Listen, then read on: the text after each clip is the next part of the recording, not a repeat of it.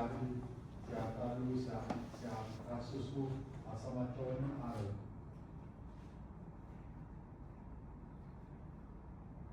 ጌታችን ኢየሱስ ሹሙ ፈጽሞ እስኪያደርገው ድረስ አንዲት ቃል እንኳን አልመለሰም። በሰንበት ታምራት የሚያደርግ ጌታችን ግን አባቱ በሰንበት ታምራትን እንዲያደርግ እርሱም በሰንበት የታመኑትን በእውነት አዳናቸው። የዕውሮችንም ዓይን በሰንበት አበራ፣ የሞቱትንም በሰንበት አስነሳቸው። በአዳራሹ ውስጥ ብዙ የደረቀች አንዲት ሰው አገኘ። አይሁድ ግን ይጣሉት ይካሰሱ ዘንድ በሰንበት ያድነው እንደሆነ ብለው ይተዋወቁት ነበረ። ጌታችንም ኢየሱስ ይህን እጁ የደረቀችውን ሰው ተነስተህ በመካከላቸው ቁም አለው። በሰንበት በጎ ማድረግ አይገባምን? ወይስ ክፉ ማድረግ ሰውን ማዳን ነውን? ወይስ መግደል ብሎ ጠየቃቸው። ዝም አሉ። ጌታችን ኢየሱስ በዓይኑ አይቶ እጅ ዘርጋ አለው። እጁን ዘረጋ፣ ድና እንደ ሁለተኛይቱ ሆነችለት። ፈሪሳውያን ከዚህ ወጥተው ጌታችን ኢየሱስ ይገድሉት ዘንድ ከሄሮድስ ሰዎች ጋር ተማከሩ። ጌታችን ኢየሱስ ከደቀ መዛሙርቱ ጋር ወደ ባህሩ ሄደ። ያደረገውንም ታምራት ሰምተው ብዙ ሰዎች ተከተሉት። የታመሙትን ሰዎች ሁሉ አዳናቸው። ነገር ግን እንዳትገልጹ ብሎ አስጠነቀቃቸው። አይሁድ ግን ሰንበት ሻረ አሉ። ከወደፊቱ ሁሉ ያበጠ አንድ ሰው ነበረ። ጌታችን ኢየሱስም ጸሐፍት ፈሪሳውያን በሰንበት ሰው ማዳን ይገባልን ወይስ አይገባልን አላቸው። እነሱ ግን ዝም አሉ። ጌታችን ኢየሱስ እንዲህ ሆዱ ያበጠውን ሰው ይዞ በሰንበት አድኖ ሰደደው። አይሁድ ግን ሰንበትን ሻሪ አደረጉት። 18 ዓመት ጋኔን ይዞ የሚጥላት አንዲት ሴት ነበረች። እሷም ተወግታ ነበረች፣ ፈጽሞ መቆም አትችልም። ጌታችን ኢየሱስ ባያት ጊዜ አንቺ ሴት ከደዌሽ ድነሻል ብሎ በእጁ ዳሰሳት። ገና በሰንበት ቀን ሄደች፣ እግዚአብሔርንም አመሰገነች። አይሁድ ግን እሱ በሰንበት ሻሪ ነው አሉ። ጌታችን ኢየሱስም በሰንበት ቀን ከዚያ ሲያልፍ ዕውር ሆኖ የተወለደ ሰው አገኘ። ደቀ መዛሙርቱ መምህር ሆይ ይህ ሰው ዕውር ሆኖ የተወለደው በራሱ ኃጢአት ነውን ወይስ በዘመዶቹ ተጠይቁት?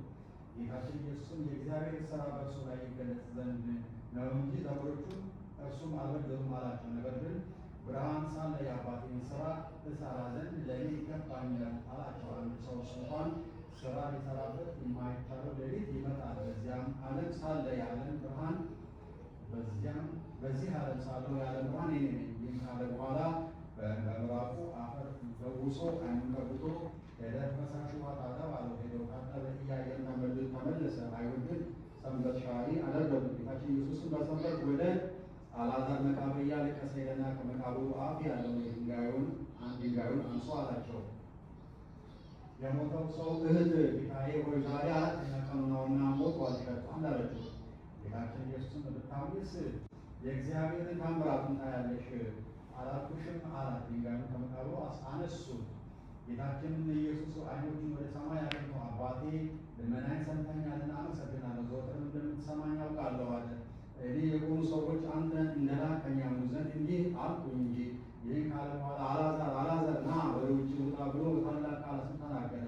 ይኸውም የሞተው ሰው እጁን እግሩን ታስሮ እንደ ተገነዘ ፊቱንም በልብሱ እንደተጠቀለለ ከመቃብር ውስጥ ወጣ። ጌታችንም ለግነዙ ፈታችሁ ተዉት ይሂድ አላቸው። ሄድም። እንዲህ ሙታንን የሚያስነሳ የታመሙትን የሚያድን አምላክ ከጲላጦስ ፊት አቁመው አጣሉት፣ አካሰሱት። እንዲህም ካካሰሱት በኋላ ሕዝቡና ሊቃነ ካህናቱ በዚህ ሰው ላይ ያገኙበት በደል የለም። እንዲህም ካጣሉትና ካካሰሱት በኋላ ሕዝቡና ሊቃነ ካህናቱ በዚህ ሰው ላይ ያገኙት በደል የለም አላቸው። ከገሊላ ጀምሮ እስከ ይሁዳ አውራጃ እያስተማረ ሕዝቡን ያውቃል እያሉ ሁሉ ጮኹ። ጲላጦስ ገሊላ ሳሉ ሰምቶ የገሊላ ሰው እንደሆነ ብሎ የገሊላ ሰዎችን ጠየቀ። ከሄሮድስ ብዛት እንደሆነ አውቆ ያን ጊዜ ሄሮዶስ በኢየሩሳሌም ሳለ ወደ ሄሮዶስ ላከው። በላከው ጊዜ ጌታችን ኢየሱስ ከመገዛት ነፃ ሲሆን በትሕትና ሄደ። እርሱ የምድራውያንና የሰማያውያን ገዢዎች ገዢ ሲሆን የምድራውያንና የሰማያውያን ጌታ ሲሆን የሰማያዊ ንጉሥ ልጅ ሲሆን እርሱ የምድርና የሰማይ ንጉሥ ሲሆን በደቀ መዝሙር በጴጥሮስ እጅ ከዓሣ ሆድ ወርቅ አውጥቶ ግብር ለሚቀበሉ ሰዎች ግብርን በትህትና ሰጠ። ሄሮድስም ጌታችን ኢየሱስን ባየው ጊዜ የተወደደ ደም ግባቱን መልኩና የመልኩን ብሩህ የሆነ ፊቱን ከማየቱ የተነሳ እጅግ ደስ አለው። ብዙም ስራውን በሰማ ጊዜ ከብዙ ቀን ጀምሮ ሊያየው ይወድ ነበርና የሚሰራውን ስራ ሁሉ ሊያየው ይወድ ነበር። ብዙ ነገርን መረመረው፣ ጠየቀው። ጌታችን ኢየሱስ ግን ቃል አልመለሰለትም። ጸሐፍትና ካህናት አለቆችም ዝም ስላሉ ቆመው ያጣሉት ያካሰሱ ነበር። ሄሮድስ እና ብላቴናዎቹ ውስጥ ከአፉ ክፉ ነውሳ እያሉ ዘበቱበት። ጌታችንም ኢየሱስም ሄሮድስ እንዳዘዛቸው ብዙ ገረፉት። ሥጋውን እየቆራረጡ ደሙን እንደ ውሃ ወደ ምድር አፈሰሱ። ሄሮድስም ጌታችን ኢየሱስን አቃለለው፣ በመገረፉ ያዘነ የተከዘ ሆነ። ጌታችን ኢየሱስም ቀይ ልብስ አለበሱት። ይህ ሰው ሞት ይገባል ብሎ ወደ ጲላጦስ ላከው። ጠላቱ ስለሆነ ከቀድሞ ጀምሮ ሊገድለው ይወድ ነበርና ፈሪሳውያን እንደነገሩት ሄሮድስ ሊገድለው ይፈልጋልና ከዚህ ሂድ ብለው ነገሩት። ጌታችን ግን የዛን ጊዜ እንዳይገድለው ኋላ ግን በጊዜው እንዲሞት አውቆ ይህ ቀበሮ ሄሮድስ ሄዳችሁ እንዲህ በሉት ብሎ ነገራቸው። እነሆ ጋኔን አወጣለሁ፣ ዛሬም ነገም ሕይወትን እሰጣለሁ፣ በሦስተኛው ቀን ሥራዬን ፈጽሜ እሄዳለሁ በሉት አላቸው።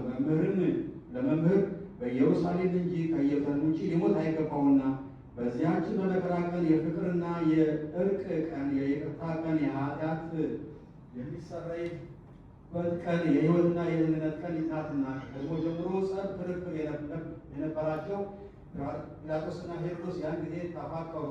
ጲላጦስም ከአደባባይ ገብቶ የጌታችን ኢየሱስን አስጠርቶ የአይሁድ ንጉሣቸው አንተ ነህን አለው። ጌታችንም ኢየሱስ መልሶ ይህን የምትናገረው ከልብህ ነውን ወይስ ሌሎች ሰዎች የነገሩህን ነው አለው። ጲላጦስም እኔ አይሁዳዊ ነኝ፣ ወገኖችህ የካህናት አለቆችም ወደ እኔ ያመጡ አይደለምን? ምን ላድርግህ አለው። ጌታችንም ኢየሱስ መንግስቴስ በዚህ ዓለም አይደለችም ብሎ መለሰ። መንግስቴስ በዚህ ዓለም ቢሆን አይሁድ ይዘው ወደ አንተ እንዳያመጡኝ ብላቴናዎቼ በተዋጉልኝ ነበረ። ዛሬስ መንግስቴ በዚህ ዓለም አይደለችም። ጲላጦስም መሆን ንጉሥ ነሃ አለው። ጌታችን ኢየሱስም እኔ ንጉሥ እንደሆን አንተ ትላለህ አለው። ስለዚህ ነገር በእውነት ምስክር እሆን ዘንድ በዚህ ዓለም መጥቼ እመሰክር ዘንድ ሰው ሆኜ ተወልጃለሁ። ከእውነት የተገኘ ሁሉ ቃሌን ይሰማኛል። ጲላጦስም እውነት ምንድን ነው አለው።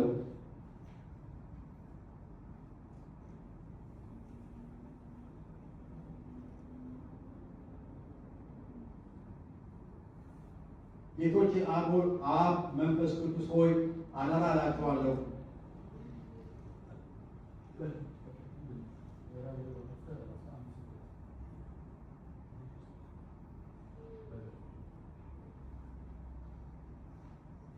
ጌቶች አብ መንፈስ ቅዱስ ሆይ አደራ እላችኋለሁ በቤቴ ማርያም አንቺን ማልልሻለሁ።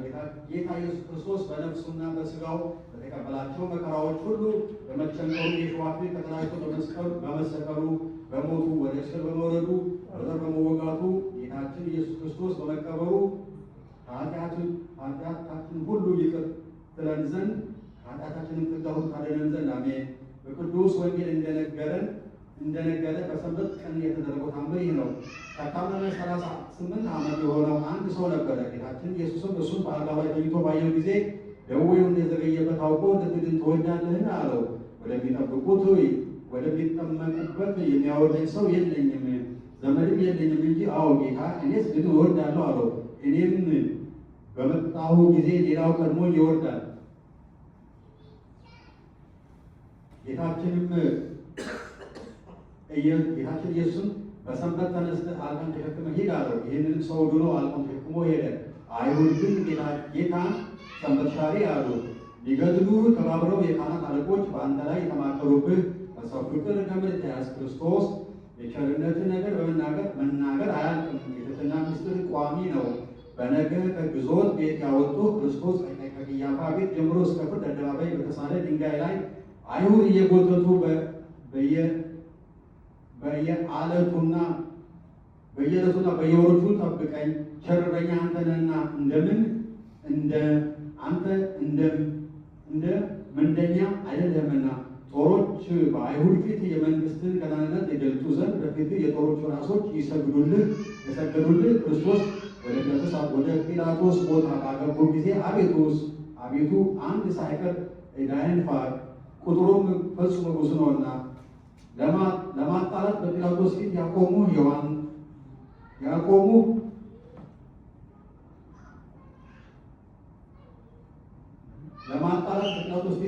የእናትህ ዘመዶች መፈራረቅም የሰደቡ ልማድ ኃጢአት ማስተሰረያ የሆነ ክርስቶስ በገቢር ባህልየው በበደል የኔ ባህሪያን ኃጢአት አታስብ።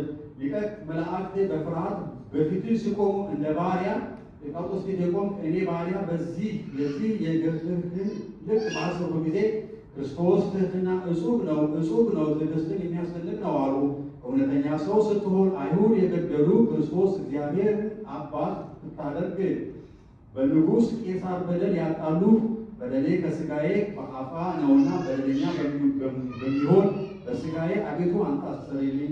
ክርስቶስ ሆይ ሁለቱ የካህናት አለቆች ከመረመሩ በኋላ የአይሁድ የንጉሥ ወንጀለኛ ነው ባሉ ጊዜ ሄሮድስና ጲላጦስ የመረመሩ ከክርስቲያኖች ወንድሞቼ ይሄ ትንሽ ነኝና እኔ ባሪያህን በሦስተኛ ሰማይ አንግሰኝ። ክርስቶስ ሆይ በልባቸው ከራቁ ዘንድ አንተን ከማክበር ተለይተው የሄሮድስ ወታደሮች በትሕትና የዘበቱብህ ቁጥሩን ማወቅ እስኪሰሙ ድረስ አይሁድ የገረፉ አንተን ለመያዝ በተጉ ጊዜ አይሁድ ወገኖች እንደወደቁ ጠላቶቼ እንደነሱ የኋሊት ይውደቁ። ክርስቶስ ሆይ ፊትህን በማየት ልብ ደስ ካለው በኋላ ሄሮድስ የመገረፍህን ፍርድ ያለ አግባብ የፈረደብህ ቀይ የሆነ የምልክት ልብስህን ያለበሱ አቤቱ ኃጢአቴ በዝቷልና ቀድሞ ልብህ በሰው እንደተጸጸተ አትጸጸትብኝ።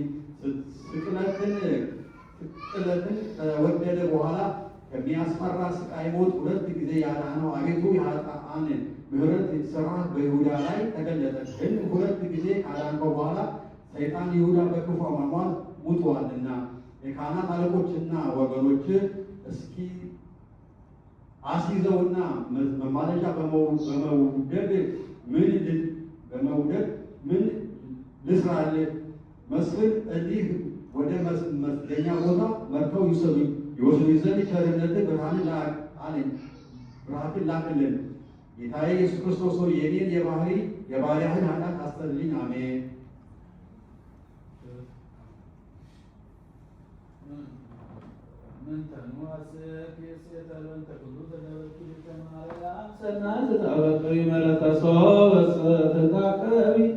ዘዚያ